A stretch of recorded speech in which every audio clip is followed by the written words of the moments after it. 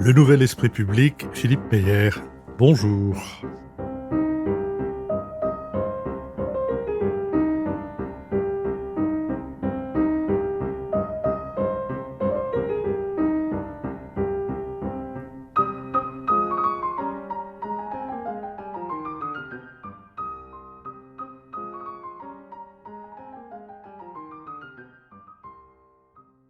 Bonjour, merci de nous avoir rejoints pour ce nouvel épisode de notre série Si c'est pour la culture. On a déjà donné, épisode qui me donne le plaisir de recevoir Alexandre Missoff. Alexandre Missoff, bonjour. Bonjour Philippe Meyer. Alexandre Missoff, vous êtes ici au titre de marchand d'histoire et on va essayer de voir de quelles histoires il s'agit et de quelle manière vous les vendez, mais vous êtes aussi ici, ou plutôt en tant que marchand d'histoire, vous êtes comment il faut dire, le propriétaire, le titulaire, l'inventeur, on va dire, du Wistemboire des panoramas. Qu'est-ce que c'est qu'un Wistemboire ? Le Wistemboire est un néologisme, enfin, un néologisme est un barbarisme qui a réussi, et celui-ci a réussi notamment sous les parrainages de Jacques Perret, parce que Jacques Perret, dans son livre Le Machin, avait désigné le Wistemboire comme étant un objet qui n'a aucune origine, aucune forme, aucun sens, aucune utilité, rien. Et un jour où j'allais à l'hôtel Drouot parce que j'attendais un de mes lots qui passait en vente, je vois dans le catalogue le lot numéro 58, je me souviens du numéro. Ce lot était un Wistemboire vendu avec un certificat d'authenticité. Alors je ne savais pas ce que c'était qu'un Wistemboire à ce moment-là. Je vais sur larousse.fr pour regarder la définition. Et quand j'ai vu que quelqu'un vendait ça avec un certificat d'authenticité, j'ai pris un fou rire tel qu'il m'a fallu quitter la salle de l'hôtel des Ventes. Et comme à ce moment-là, je réfléchissais à monter mon projet de magasin d'histoire, je me suis dit, tiens, j'ai trouvé le nom qui lui convient. Au fond, Wistemboire, c'est le nom savant ou élégant de Schmilblick. Voilà, c'est ça, un machin, un bidule. Donc, ce Wistemboire des panoramas, ça, nous avons expliqué le premier terme, et le deuxième terme, c'est pourquoi des panoramas. Depuis votre Wistemboire, on a une vue étendue, ou bien ça veut dire autre chose ? On a une vue infinie sur les perspectives d'histoire et de récits qui peuvent s'y mettre, mais surtout qu'il est dans le passage des panoramas, qui est à la fois le plus ancien des passages de Paris, titre que nous conteste le passage du Caire, mais c'est évidemment le passage des panoramas qui est le plus ancien, et surtout le plus beau et le plus charmant des passages parisiens. Alors, d'abord, il faut dire où c'est dans Paris. C'est dans le centre de Paris. C'est entre le boulevard Montmartre et la Bourse, parce qu'on ne peut pas dire le nom de la rue, la petite rue, qui clôt ce passage. C'est un passage assez étroit. Donc, c'est un passage couvert de la deuxième partie du 19e siècle. C'est un passage plutôt étroit et qui a connu, comme tous les passages parisiens, non pas comme tous les passages parisiens, comme beaucoup des passages parisiens du centre, qui a connu des transformations très importantes. Le vôtre, les transformations sont allées dans quelle direction ? Alors, elles en ont pris de multiples. Donc, c'est celui, en effet, qui fait le lien. Vous en avez trois à la suite, le passage Verdot, le passage Jouffroy et le passage des panoramas. Et le passage des panoramas a eu à son origine une histoire assez étonnante, parce que c'est un Américain, tailleur, qui avait eu une cargaison de fruits, qui avait été arrêté sur une felouque génoise. La cargaison avait été perdue, et le gouvernement révolutionnaire français, on est en 1797, lui avait proposé en dédommagement de lui payer en titre d'assignat sur des biens confisqués. Et lui a donné l'ancien hôtel de Montmorency-Luxembourg qui se situait à cet endroit-là. Et donc Tailleur s'est retrouvé un peu par hasard, le hasard d'une felouque de fruits avariée en Méditerranée, propriétaire d'un bâtiment et surtout d'un terrain à Paris. Et il a eu l'idée, le premier, d'en faire une galerie commerciale, le Passage, et d'y mettre à l'entrée 2 grands cylindres avec des peintures à 360 degrés qui s'appelaient les panoramas. Le Passage a pris naturellement le nom de passage des panoramas. Les panoramas eux-mêmes sont passés de mode et ont été détruits vers 1825, mais le nom est resté. C'était une attraction considérable, les panoramas. Considérable. Ça avait fasciné le public, et on en retrouve aujourd'hui quelques-uns dans des collections privées. Il y en a à Lyon, il y en a en Allemagne où on en refait, mais ça avait été à l'époque vraiment un saisissement de pouvoir découvrir le paysage de Boulogne et des grands endroits où vous aviez à 360 degrés, comme ça, et vous aviez l'impression d'être immergé dans le tableau. Et on allait là comme on allait au cinéma. Enfin, on est allé ensuite au cinéma. Comme on allait au cinéma ou au théâtre, puisque le théâtre des variétés est aussi de la même époque et de la même réalisation. Mais que lui est toujours là, le théâtre des variétés, et qu'il a une entrée des artistes par le passage des panoramas. Exactement. Donc, il y a une sorte de, comment on peut dire, de généalogie entre ce passage des panoramas, enfin entre les panoramas de ce passage, plus exactement, qui montrait quelquefois des scènes d'histoire, plutôt des paysages en général. C'est plutôt pour faire découvrir des villes. On dit que Chateaubriand avait vu l'hôtel dans lequel il avait dormi à Athènes. Pas si c'est exact, mais je le tiens de Patrice de Montcamp, qui est un spécialiste des alors, panoramas. si ça vient de Patrice de Montcamp, donc on est obligé de reconnaître ne doutons pas de que son c'est... authenticité. Et donc, ce goût de l'histoire, et en tout cas de l'exotisme, peut servir d'ancêtre ou de justificatif, je ne sais pas, ou de point de départ généalogique à votre vie Stamboir. Alors, le lieu, donc le passage des panoramas, une galerie couverte, aujourd'hui d'ailleurs de nouveau en vogue, après avoir été plutôt délaissé, comme tous les passages couverts de Paris, une galerie couverte, avec à l'intérieur des boutiques sur un étage, 2 étages, 3 étages 2 ou 3 étages. 2 ou 3 étages. Souvent encore, les commerçants habitent dans le dernier étage, ce qui fait un charme aussi particulier, puisque la nuit, les grilles peuvent fermer, chacun a les clés des grilles, et donc ça fait une forme d'isolat, principauté à part au sein de Paris, et donc avec un univers très particulier. Les commerçants ont pendant longtemps, à l'époque où la bourse, la Corbeille était au Palais Brognard, les gens qui venaient pour investir en bourse ou pour jouer en bourse suivant les perspectives, ceux qui perdaient repartaient rapidement chez eux, et ceux qui gagnaient allaient célébrer ça dans le passage des panoramas, et donc il y avait des commerces de luxe et des restaurants de luxe. Lorsque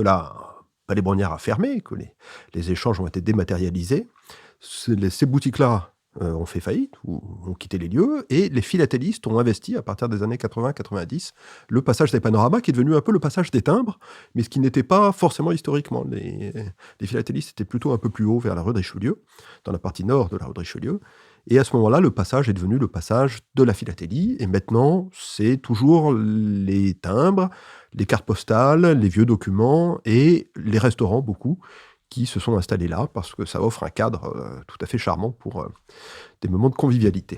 La boutique dans laquelle vous vous êtes installé, la boutique que vous avez achetée, ça n'était ni les cartes postales, ni les timbres, c'était... C'était une bijouterie. C'était une bijouterie tenue par Laurent Messmer et Jean-Pierre Berger, qui ont été là pendant 35 ans, et qui ont donné une âme véritablement très forte à ce lieu. Et c'est ma rencontre avec Jean-Pierre Berger, dans des circonstances tout à fait fortuites, qui m'a amené sur la piste de ce magasin, parce que j'exerçais d'autres activités très sérieuses. Un jour, je fais un discours pour une cérémonie de médaille à une collègue qui partait en retraite après 42 ans de très bons et loyaux services, et il y a un monsieur qui vient me voir et qui me dit « J'ai été ému par ce que vous avez dit, parce que moi aussi, c'est cette personne qui m'a aidé à m'installer il y a 35 ans dans une maison dans le passage des panoramas. » Alors je lui dis « Ah, mais c'est formidable, j'adore le passage des panoramas. » Et il me dit « Si vous voulez visiter, venez vite, parce que je suis en train d'essayer de la vendre. » Bon, je lui dis « Bien sûr, je passerai. » Et puis j'oublie, comme on fait d'habitude dans ce genre de circonstances. 3 mois après, je passe devant le passage, je me dis « Ah tiens, c'est là où il y a le type qui m'a proposé de visiter sa maison. » Je rentre. Je lui dis « Vous me reconnaissez ?» Il me dit « Tout à fait. » Je visite, et en sortant, je lui dis si vous êtes toujours vendeur, moi je vais l'acheter, parce que je suis tombé amoureux du lieu. » Mais vous aviez déjà une idée de ce que vous alliez en faire ? Pas tellement, non. Vraiment, ça a été le coup de foudre avec le lieu, et j'ai su que j'avais envie de travailler là, de passer mes journées là, et de contribuer à rajouter un nouveau chapitre d'une histoire déjà plus que bicentenaire à cet endroit. Et puis il faut que le coup de foudre ait été violent, parce que vos activités de l'époque avaient strictement rien à voir, ni avec la bijouterie, ni avec le passage, ni avec les panoramas, ni avec rien de ce genre. Rien à voir, mais je pense que ça a remué quelque chose de profondément ancré, peut-être enfoui chez moi, qui est remonté à la surface à cette occasion. Parce que vos activités précédentes étaient éminemment sérieuses. Vous avez fait de la politique, vous avez été candidat aux élections municipales dans le 7e arrondissement contre une certaine Madame Dati. Vous avez été collaborateur de Christian Blanc, ancien directeur de cabinet de Michel Rocard, puis ministre de Nicolas Sarkozy et responsable de la mission en Nouvelle-Calédonie du temps de Michel Rocard. Vous avez fait quelque chose avec les GRAC, non? Ou je rêve? Non, c'est pas avec les GRAC, c'est avec un autre mouvement politique dans lequel Christian Blanc était investi. Voilà, l'Ami public, Énergie démocrate, le Club des vigilants. Les GRAC, c'est Juillet, non, je me trompe. C'est pas très éloigné. Je me trompe de sarkozyste momentané, si je puis dire. Et puis vous avez aussi été, mais avec Christian Blanc, j'imagine, au Grand Paris. Oui. Et là, au Grand Paris, vous vous êtes occupé de quoi? Alors, j'ai rejoint le cabinet de Christian Blanc, rattaché auprès du Premier ministre, sous Sarkozy, comme vous le rappeliez, sur le projet du Grand Paris. Et ensuite, la Société du Grand Paris, donc le maître d'ouvrage en charge de la réalisation des nouvelles lignes de métro et de l'aménagement des quartiers autour des futures gares du Grand Paris Express, puisqu'on dit gare et pas station, pour les lignes 14 Sud, 15, 16, 17 et 18. J'ai été responsable du débat public lors du débat public de 2010 et ensuite directeur de cabinet de la Société du Grand Paris auprès du directoire et donc auprès successivement de Marc Véron, Étienne Guyot et Philippe Yvain, puisqu'à chaque changement de ministre, on avait la joie d'avoir un nouveau président. Forcément. À propos des gares, en petite parenthèse, il y a, je l'ai déjà dit, mais je ne me lasse pas de le redire, il y a le long de la ligne 14 une gare tout à fait, qui n'est pas dans Paris, qui est à l'extérieur de Paris, mais qui est la gare de Gustave Roussy, qui a été construite par Dominique Perrault, si je ne me trompe, qui est une splendeur. C'est pas un endroit très chaleureux, mais c'est pas non plus nécessairement la fonction des gares, puisqu'on ne fait que les traverser. C'est un endroit qui est sur le plan de l'architecture extrêmement audacieux, réussi. C'est une gare tout en profondeur, en acier et en verre, avec un faux ciel par-dessus le marché. Bref, c'est un endroit qui mérite d'être visité, et le long de cette ligne 14, qui en elle-même est une merveille. Chacune des gares des nouvelles lignes du Grand Paris Express a été conçue dans un tandem entre l'architecte et un artiste. Donc vous avez les gares qui ont été faites avec Eva Jospin, avec d'autres. Et chacune est un objet de visite en soi. C'est vraiment les cathédrales du XXIe siècle. On va là-bas. Gustave Roussy est une des plus belles. J'ai un petit faible aussi pour la gare de Saint-Denis-Pleyel, fait par Kengo Kuma et avec Maria Desserrières, qui était en charge à l'époque à la Société du Grand Paris, et qui est aussi un lieu magnifique. Alors revenons, s'il vous plaît, au Vista en Bois et au passage des Panoramas. Vous vous y êtes installé, donc j'imagine qu'il a fallu faire quelques travaux dans cet endroit qui n'avait pas beaucoup été modifié depuis que le tandem dont vous parliez l'avait acheté. Oui, alors tout à fait. Donc l'endroit était resté dans son jus, comme on dit. Donc il avait son charme, mais il était d'abord disposé dans une autre configuration économique. Le lieu de vente était au rez-de-chaussée, avec une partie qui était réservée derrière pour les bijoux précieux, et puis c'était des ateliers dans les étages. Donc moi, ce que je voulais, c'était ouvrir l'ensemble de la maison à la visite, justement pour que les gens puissent avoir la possibilité, comme j'avais eu la chance de visiter cet endroit, de voir à quoi ressemblent les maisons. Donc on a travaillé avec Julie Moscone-Simon, l'œil intérieur, qui était mon architecte, pour en faire un endroit qui soit à la fois, on garde l'esprit maison, donc il faut qu'il y ait une partie chambre, une partie salle de bain, mais une chambre et une salle de bain qui se visitent aussi, et que ce soit vraiment un lieu ouvert, qui soit comme un démonstrateur de ce qu'ont été dans l'histoire ces maisons du passage des Panoramas. Et puis autour, on a fait en bas un endroit qui à la fois est un charme et une personnalité pérenne, mais qui puisse être modulable en fonction des histoires qu'on va y raconter. Parce que si l'histoire du moment, c'est celle de l'exposition universelle de 1889, on ne va pas faire exactement le même décor, évidemment, que si on raconte l'histoire des machines de Fulton et du Nautilus au moment de la naissance du passage des Panoramas. Et donc, il fallait un endroit qui, à la fois, est un cachet durable et pérenne et une marque que les gens puissent retrouver, et qui, en même temps, se prête à des évolutions d'une manière très simple.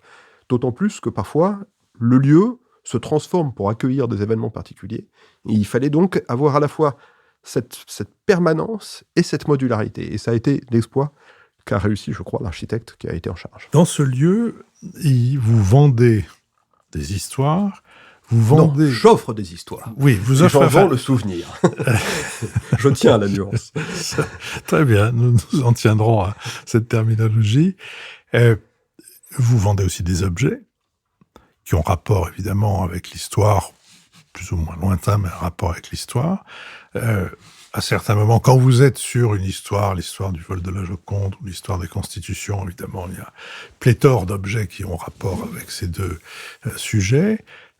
Et aussi, vous donnez la possibilité à des entreprises ou à des particuliers de privatiser, comme on dit aujourd'hui, le lieu pour, pas tout à fait pour rien, pour quelque chose qui soit en rapport avec l'activité que vous y avez. C'est-à-dire qu'on vient, mettons, une entreprise décide privatiser le lieu et de vous privatiser vous-même pour que vous racontiez le vol de la Joconde, prenant le vol de la Joconde. C'est à peu près comme ça que ça se passe. Ouais, voilà. Donc, sur le visiteur, demain, un de vos auditeurs se promène dans le passage des panoramas, il passe devant, il dit « Tiens, j'ai entendu ça dans l'émission de Philippe Meyer, ça m'avait l'air intéressant, je rentre », et il verra sur les murs, et sur les tables, et tout autour, tous les objets qui sont comme autant de chapitres de l'histoire du moment. Donc vraiment, j'essaye de collectionner les objets qui s'y rapportent, de manière à ce qu'il n'y ait pas de redondance, je ne vais pas avoir 50 fois le même objet, ou différents objets, mais qui se rapportent au même élément. Et donc, chacune des pièces fait comme un chapitre de l'histoire. Il peut y avoir 20, 30, 40, 50 chapitres. Et je raconte l'histoire, j'offre l'histoire à mes visiteurs. Et mon pari économique, c'est que le visiteur, après, va dire « Mais c'est tellement incroyable, cette histoire me bouleversait, et je garde un souvenir ému de ma visite ici. Encore une fois, je spécule. Et que du coup, il dira incroyable, l'histoire du vol de la Joconde, vous avez le ticket d'entrée du Louvre daté du mois d'août 1911, quand la Joconde a été volée. Je vous l'achète parce que je souhaite garder un souvenir de cette histoire. » Et ensuite, il va la mettre chez lui, et il va recevoir des amis à dîner ou que sais-je, et ses amis vont dire « Tiens, c'est marrant, c'est quoi ce truc, t'as un vieux ticket d'entrée du Louvre ?» Et il va dire « Attends, je vais te raconter une histoire. » Et il va raconter l'histoire, et mon histoire se bouture ainsi dans tous les pays du monde, puisque les touristes du passage viennent de tous les pays du monde. Et donc je le fais soit pour des particuliers qui viennent individuellement, soit pour des groupes, soit en effet pour des entreprises qui se disent, au lieu de faire l'énième escape game avec l'équipe commerciale, on va venir dans un endroit avec une plus-value culturelle, où en même temps on aura une réception avec un moment de convivialité sur toute la maison, et où en plus il y aura un conférencier qui viendra de manière que j'essaie de rendre la plus ludique et dynamique possible, raconter une histoire qui va inspirer les gens. Alors, nous allons marquer un premier arrêt, un premier épisode, mais avant de le faire, le ticket de 1911 du Louvre est-il authentique ? Bien sûr. C'est la marque, donc, des objets que vous vendez, c'est que vous êtes allé les chiner ici Exactement. Et là pour les faire... Alexandre Bissoff, je vous remercie. Nous nous retrouvons pour un deuxième épisode de notre conversation autour du Vistemboire des panoramas.